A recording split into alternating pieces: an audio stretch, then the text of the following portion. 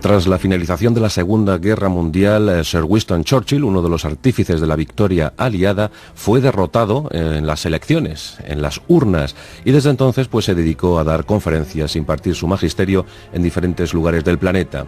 Y fue precisamente Winston Churchill quien acuñó el término telón de acero, cuando entendió que las potencias del este de Europa se estaban aglutinando en torno a la causa común del comunismo y que, lideradas por la Unión Soviética, iban a constituir el más serio peligro al que se iba a enfrentar la humanidad en esos años inciertos del siglo XX. ¿Acaso el punto álgido para la confrontación llamada Guerra Fría se dio el 14 de octubre de 1962? En ese día, un avión norteamericano espía modelo U-2 sobrevoló los aires cubanos de la isla de Cuba, recién tomada por los revolucionarios castristas, para observar, para fotografiar, no sin cierta sorpresa, un silo de misiles. Parecían de cuño soviético, parecían haber sido allí implantados por los asesores soviéticos enviados por el premier Nikita Khrushchev.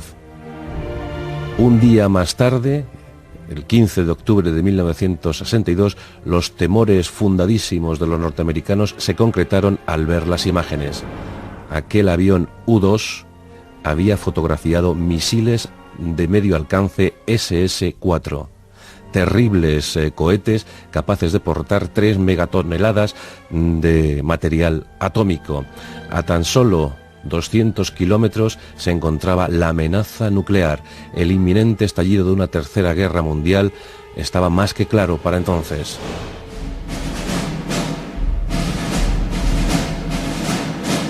Uno de los versus más siniestros y afamados de toda la crónica humana, el que protagonizaron dos líderes sometidos a una presión terrible durante 13 días de máxima tensión. Desde el 15 de octubre al 28 de dicho mes, el mundo merodeó la hecatombe. Por un lado, el norteamericano, el demócrata John Fitzgerald Kennedy. De otro, el premier soviético Nikita Khrushchev, con historias apasionantes en ambos casos. Kennedy provenía de una familia de rancia tradición católica, eran irlandeses en origen y desde luego no exentos de cierta maldición, de cierta aureola negra. Ya el mayor de los hermanos Kennedy, Joseph Patrick, había muerto en combate en la Segunda Guerra Mundial. John Fitzgerald Kennedy estuvo a punto de hacerlo a bordo de esa famosa patrullera. Y bueno, Bobby sería asesinado igual que John en esa década de los 60. La maldición de los Kennedy. Pero sin embargo, en esos días de zozobra, John Fitzgerald Kennedy estuvo a la altura y se consagró como gran líder mundial. Desde entonces, su imagen, su figura, su nombre pasaría a la historia, pero siempre enfrentado en aquellos tiempos con Nikita Khrushchev, no solo por la crisis de los misiles cubanos, sino también por las actuaciones norteamericanas, las incipientes actuaciones norteamericanas en Vietnam. Lo de Laos también fue motivo de debate y serio análisis. La verdad es que el mundo, el planeta, no estaba viviendo su mejor momento.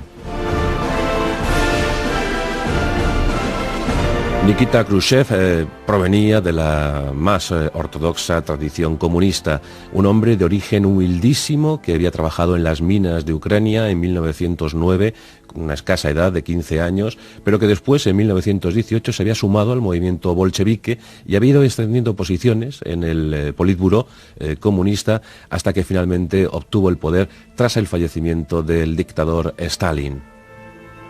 Dicen que los soviéticos siempre respetan la fuerza y en ese sentido cabe comentar que las entrevistas de Khrushchev con Eisenhower, con el presidente norteamericano, fueron siempre de alta tensión, pero también de máximo respeto. No pasó lo mismo cuando Kennedy llegó al poder en 1960.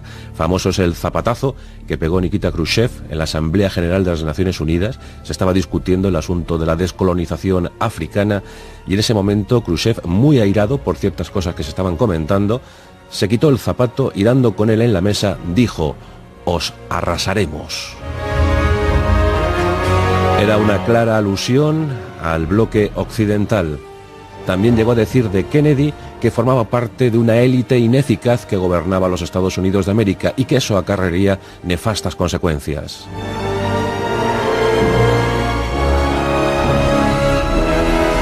Cuando los castristas llegaron al poder en Cuba en 1959, todo el mundo se temió lo peor. Y en efecto, así fue, y pronto solicitaron la ayuda de los soviéticos. El 14 de octubre de 1962, ese avión U-2 lo único que hizo fue ratificar las sospechas norteamericanas. Esos misiles SS-4 suponían una seria amenaza y además no eran pocos los que se estaban instalando en la isla. Dicen que en torno a los 32-40 misiles se estaban situando en lugares estratégicos de la isla cubana para apuntar directamente hacia los Estados Unidos de América. Todas las ciudades, pues estos misiles tenían en principio un alcance de unos 1.600 kilómetros, más tarde mejoraron hasta los 2.000. Por tanto, se comentaba que la única ciudad que quedaba al margen de los ataques, de los supuestos ataques atómicos que se podrían producir, era Seattle. Todas las demás estaban bajo el arco de los disparos soviéticos, de los previsibles disparos soviéticos.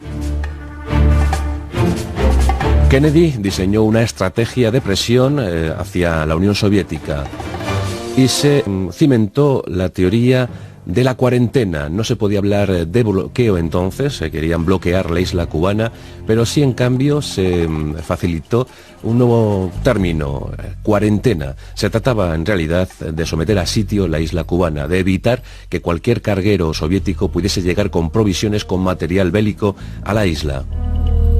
Durante días se cruzaron acusaciones, vilipendios, amenazas. El 22 de octubre, John Fitzgerald Kennedy se dirige a la nación en un mensaje terrible. Se pone en aviso a la prensa, a la opinión pública mundial, sobre una más que previsible tercera guerra mundial, la cual está a punto de estallar. Pero por fortuna reinó la cordura y el único incidente grave que se dio en esos días, en esos 13 días de tensión, fue el derribo de precisamente también un avión norteamericano espía, modelo U-2, sobrevolaba los cielos de Siberia y los soviéticos lo interceptaron.